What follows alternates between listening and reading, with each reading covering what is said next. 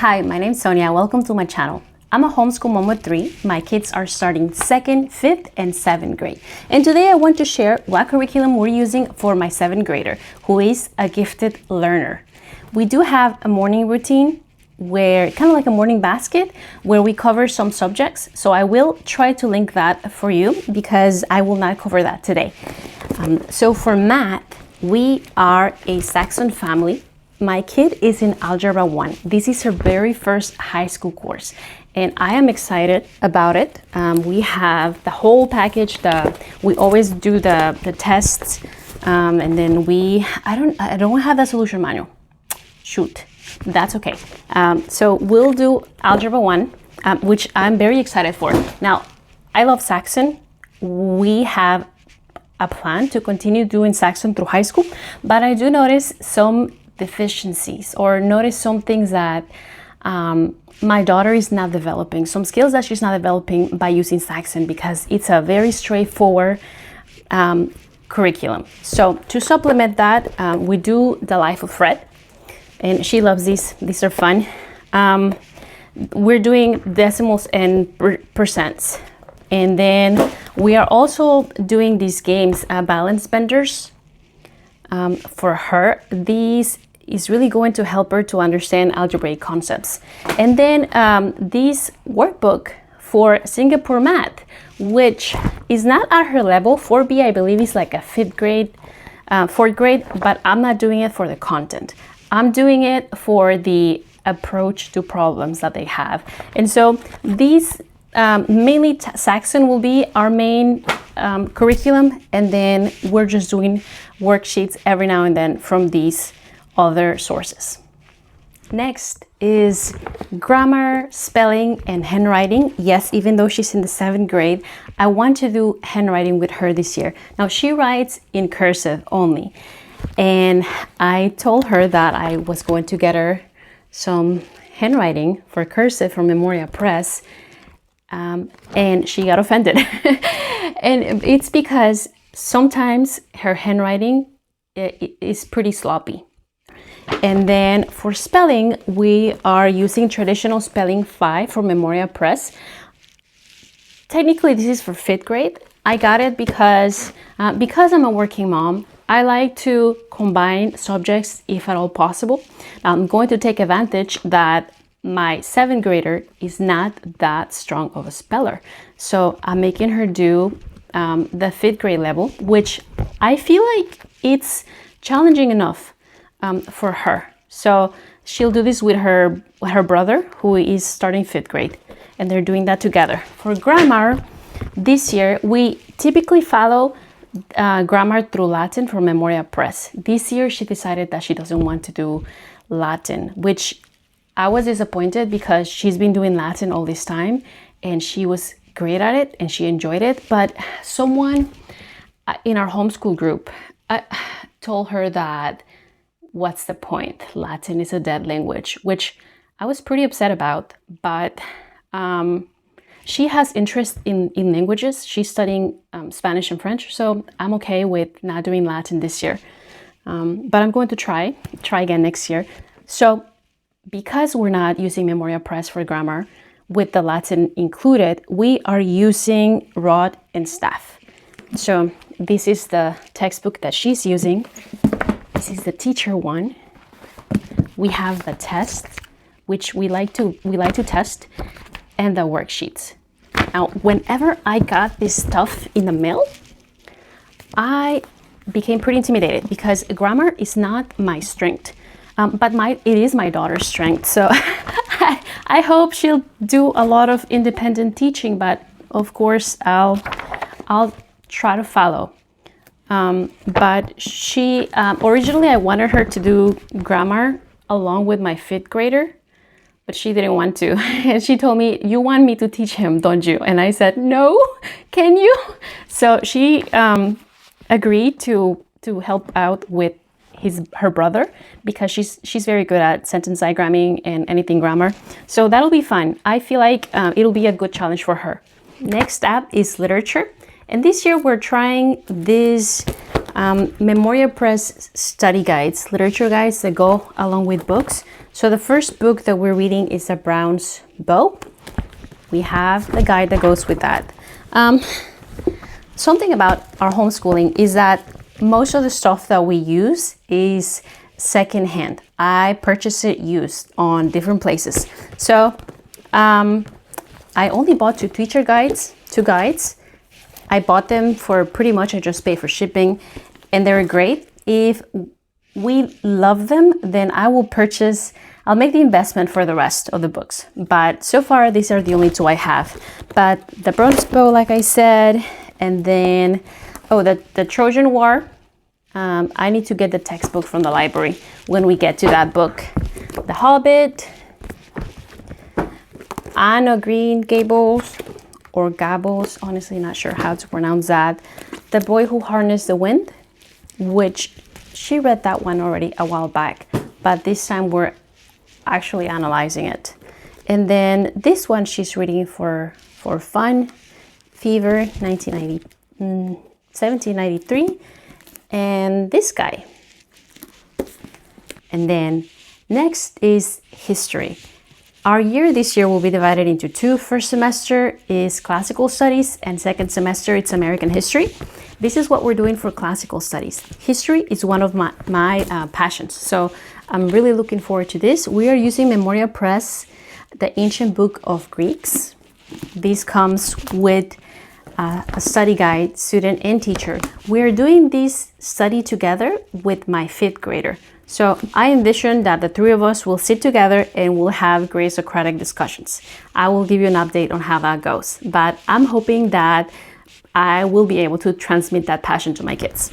So we're doing that as our main textbook, and then we are also supplementing with the famous men of Greece. And we do have flashcards for these. This one's very easy. I'm not sure I'm going to assign all of them or that we're going to study them, but we're using that too.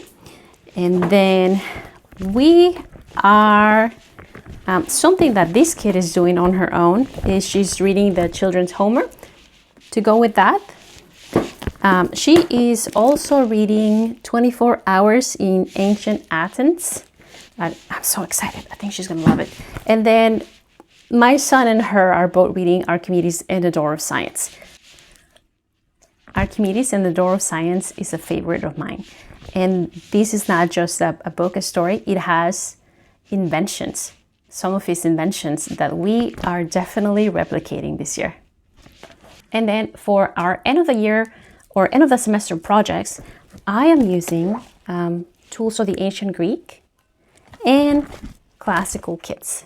These books are amazing, you guys. They have a lot of activities, and I'm going to let my kids look through them and pick the one that they want to do each semester at the end of the year for our project.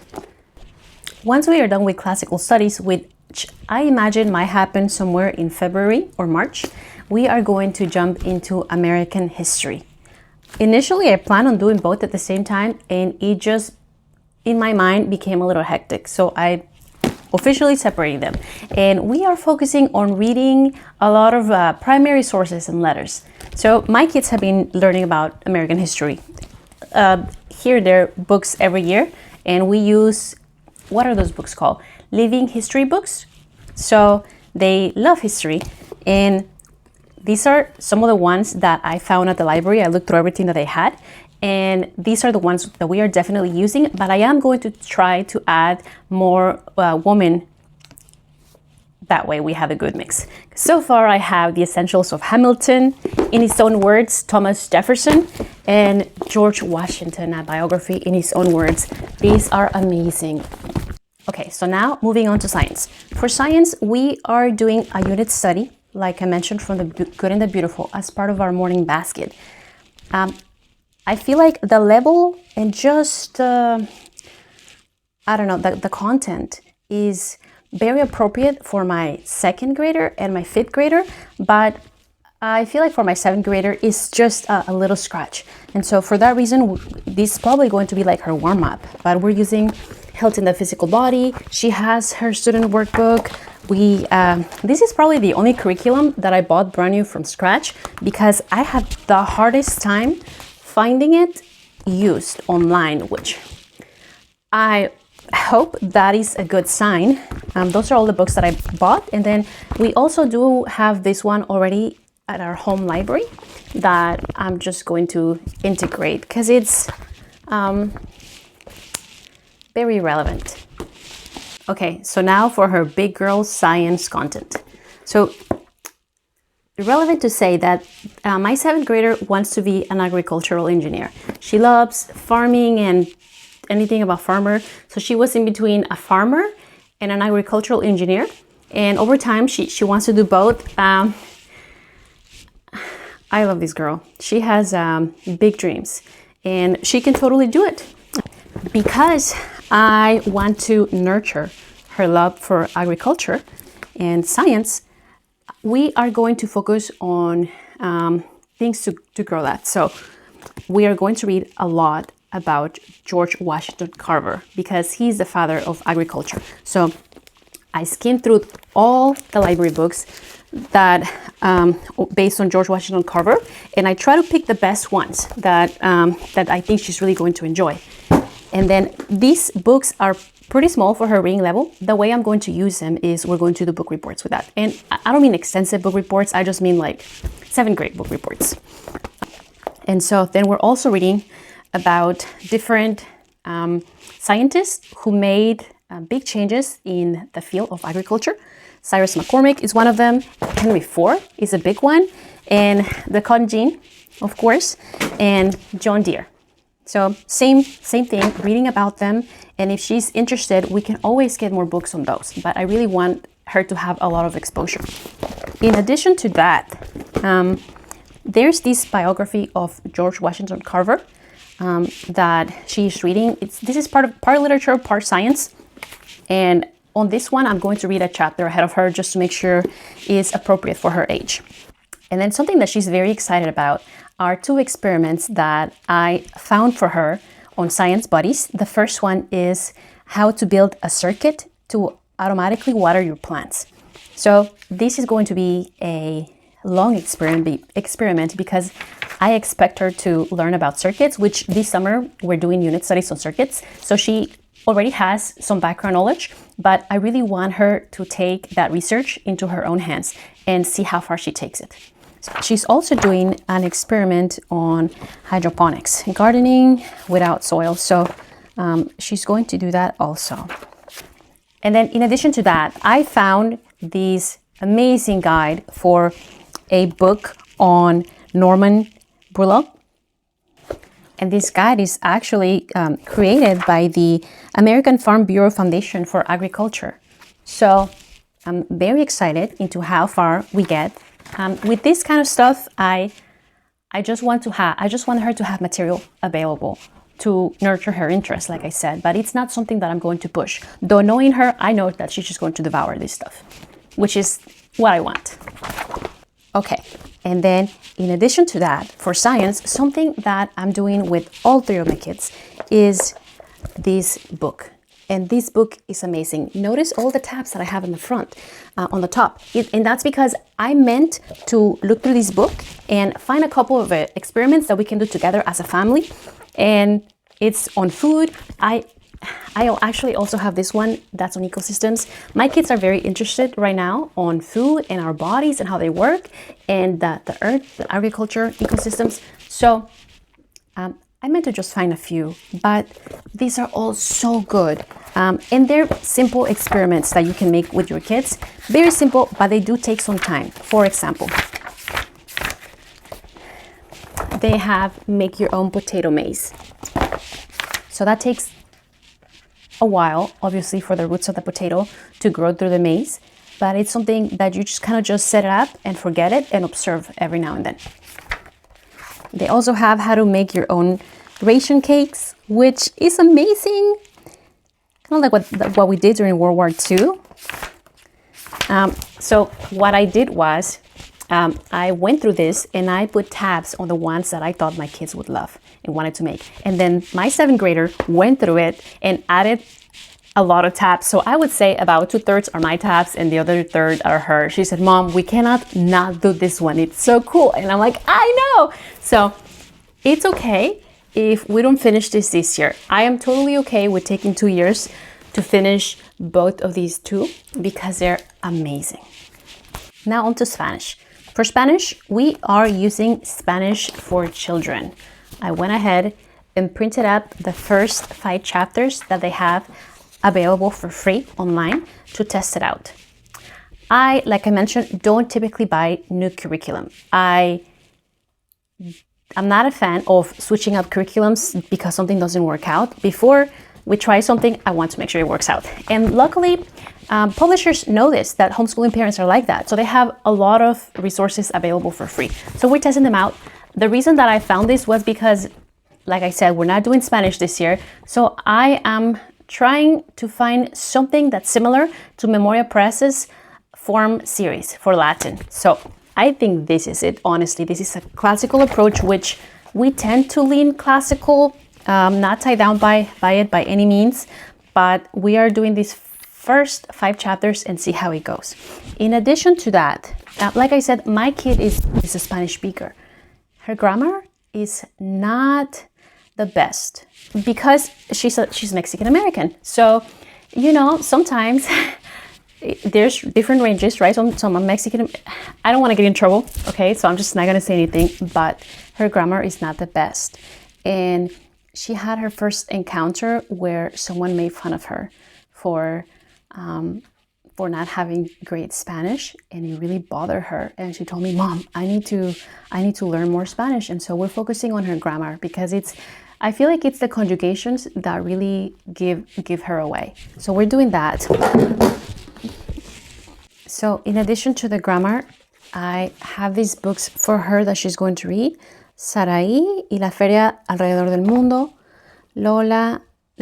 It's just easy books for her, but they are chapter books, and I think she's going to enjoy them. They're just cute books.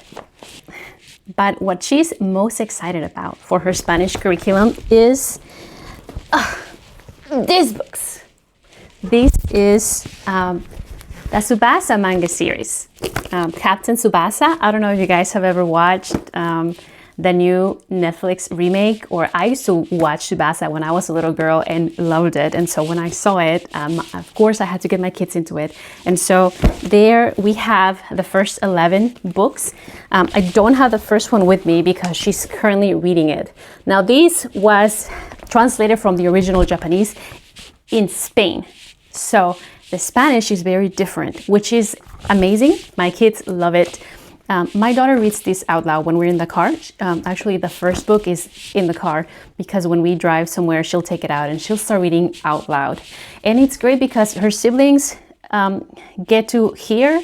They look at the pictures together, at the drawings, at the art, and every time she doesn't know how to say something or what something means, she'll just ask me. And it's great. We love these. I'm very lucky to have gotten these. These were actually a gift to us. And then she does do poetry. She has been memorizing poems since she was in the kinder. And so she has very good muscle memory right now. And all my kids love poems. So this year, we always use this book, The Harp and Lauren Read. And we have been in a homeschool group for about 7 years since she was in kinder, and this is what they use. So I have it, so I'm going to use it. Gotta say, most of the poems tend to be by Robert Louis Stevenson, but it's not all Robert Louis Stevenson. Like for example, last year she memorized Paul Revere's Ride. She memorized some of the Psalms. So I'm going to let her pick her own poems this year. And then let me tell you what we're doing for theology and spirituality, aka religion. So we are doing the Acts of the Apostles by the Ignatius Catholic Bible Study. Last year she did the Gospel of Mark and the Gospel of John, I believe. So this year she's doing the Acts of the Apostles. And see, this is the name for the previous owner. I told you that all my books are used. And This is the first year that my daughter gets the actual catechism of the Catholic Church. We're Catholic, in case you haven't noticed. Up until now, up until 6th grade, she's always been memorizing the catechism. Started with the catechism for her first communion, then the Baltimore Catechism number 1, the Baltimore Catechism number 2, and this year she gets the actual catechism of the Catholic Church, which she's super excited about. And she was telling me, "Oh, am I going to memorize it?" And I said, "No, you are not memorizing this." Though she wants to, but no way. And then, of course, we have a saint book. We read about the saints every month, and my kids get to pick a saint each and read about him or her, and then write about that saint. And yeah, it's been great. We have a lot of books on saints. Something else that she is reading is Mere Christianity by C.S. Lewis. Now, whenever I was gathering all the material, I told my husband, I don't think that she's doing Mere Christianity this year because it's just a lot. And my husband said, no, she has to read Mere Christianity this year. I will read it with her. And so I'm like, oh, great. That takes it off my hands. So every Saturday, my husband and her go to a coffee shop and they do different things. They catch up on her schoolwork, and he does, some teaching on or whatever she needs to catch up on, or they play chess or Pokemon cards or some kind of board game. And so he said that they would discuss this book during that time, that's their special time, which I am so glad that he is taking that on. And then I was also looking for a book to deepen her faith, to encourage her spirituality. So I was really looking for books by Saint Jose Maria Escriva or based on his life, because that's my daughter's patron saint. His feast day is on her birthday. So I was looking for that, and I wasn't sure if they would be appropriate for her age. So I reached out to the publisher, to Scepter, and oh man, if you email Thomas from Scepter, he was super helpful. He helped me figure out when to start which books. And ultimately, he recommended The Faith Explained, which is deeper catechism. So this is definitely deeper than the Baltimore Catechism that she's been reading, but still catechesis. And I thought it would be great. So shout out to Thomas from Scepter. And then we're doing the Friendly Defenders. These are just some flashcards on defending the Catholic faith. These are a lot of fun. I bought this when she was about 3 years old, and this is finally the year to use them. And then for her extracurriculum activities, she's in choir, so she's a psalmist at the Life Teen Mass at our church, and then she's also going to join the children's choir at our co-op. So at our co-op, every Wednesday morning, we're doing daily Mass, and so she's going to be in the choir for that. So she loves to sing, so she's doing that. And then for the co-op, in addition to choir, she is also doing speech and debate, Odyssey of the Mind, art. For history, they're reading The Story of Civilization, Modern Times, which we are just going to listen to audiobook. And the big thing that I'm really counting on the co-op is writing. They are using IEW for writing. I don't have the material yet because they haven't sent out that supply list, but as soon as they do, then I'll go ahead and purchase that. Secondhand, preferably. For me, the co-op is a means of finding friends for my kids. Finding friends who are like-minded, because it is a Catholic co-op, and finding friends who are also trying to build virtue and form a community. So I will get to teach Algebra 2. I'm an engineer, so I always get to teach the pre-calcs, the algebra, the physics. So this year I'm teaching Algebra 2, and I'm really excited about it. And then she also plays piano, has been playing for a while, and last year she started doing competitions, and she's been doing great. She's been doing great. We're very happy with her progress. And this year she is doing these 2 books, Classical Piano Repertoire, and then Piano Literature, Volume 3. These are books that her amazing piano teacher chooses for her. And she's doing pieces from both of these for her competitions this year. she does go to formation classes at our church every Sunday for Edge, which it's like Life Teen but for middle school.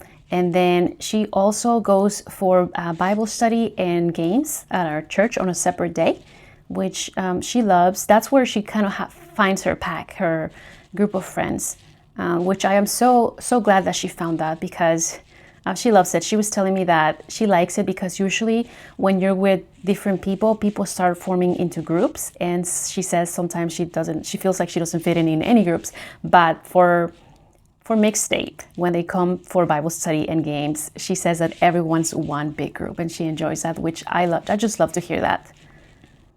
Other than that, she's a swimmer, but she only swims in the summer. And then this year, she really wants to join a soccer team, influenced by Captain Tsubasa, of course. So she wants to join a soccer team. Her and my other kids do play soccer often outside, but she wants to start playing in a team with other kids. So I'm really going to try to make that happen for them. I don't know if I'm going to be able to this year. I was also thinking maybe swimming year-round might be good there, but we'll see. And that's it. That's what we're doing for our 7th grader for this homeschool year.